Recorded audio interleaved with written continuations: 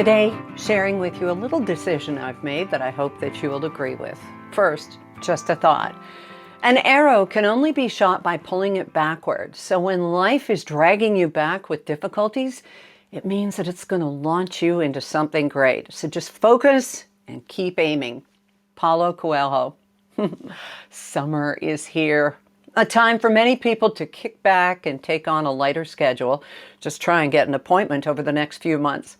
Now, in a way, I'm doing that, but in another way, it's kind of the opposite. I'll explain, but I am, as the quote suggests, pulling back. See, when our son-in-law Phil and his wife Brooke and their two adorable kids, Colin and Jane, moved all the way out here to Vancouver Island from the Ottawa area 2 years ago, the promise was that we would be here for them. So, with the school year ending, camps all ramping up, and lots of other family events planned, I want to give them all the attention that Rob and I can. And something's got to give. It means spending a little less time in bed. That's true, no more sleeping in. Or at the keyboard or in my green screen studio, not always pondering what the next journal is going to be. Will it be interesting and all those things? It means being more present in my real life. I began doing these things, these video journals, at the start of the pandemic because I really felt like you and I needed more connection. All of us did. And I'm not stopping doing the journals. But I think you may agree, at least I hope that you do, that with 3 podcasts on the go and these semi-weekly journals, I'm busier than your average 50-something retiree. Rewiree. Yes, that's more like it. Rewired.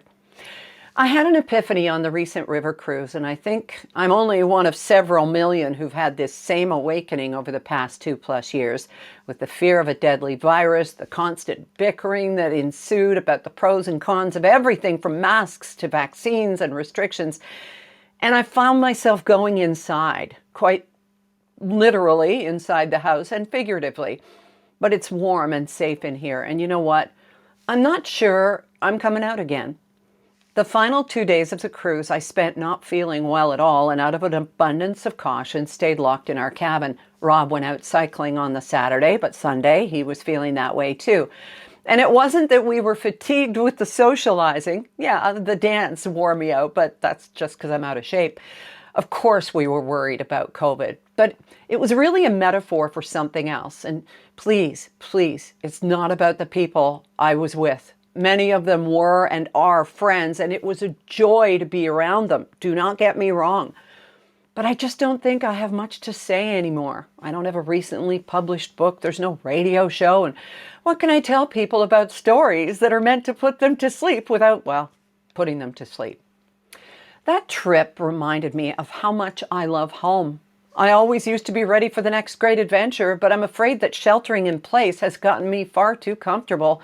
Not wearing makeup, not worrying about wrinkles in my linen clothes or my face, or not worrying about putting on anything but PJs. Heck, if it was up to me, Mike and I would have hosted the cruise looking like this. Or even more casual. So I'm going to pull back this arrow a bit and see where it takes me. Zoom out to find that perspective that I used in a quote last week during the Lost Luggage blog. And to that end, my journals will be on Mondays only for the duration of the summer. If you or I feel like that's not enough, we'll talk about it and see what to do. Of course, I'm still going to maintain a daily presence on Facebook, Instagram, Twitter, even TikTok as the occasion arises. You'll see all those links at the end of this blog if you watch. I do want to stay connected with you. And it's not that there's anything wrong. But as I see myself fading into the background, unless something big brings me back out to center stage, I have to listen to that call to center myself, which isn't, I hope you'll agree, self-centered, just a little gentler. And isn't that what summer is all about? Have yourself a lovely weekend. I'll be back with you here on Monday. I think Mondays still work best, and if they don't, you let me know. And of course, I invite you to always stay in touch and to listen to Drift where you love podcasts. And thank you. Always thank you.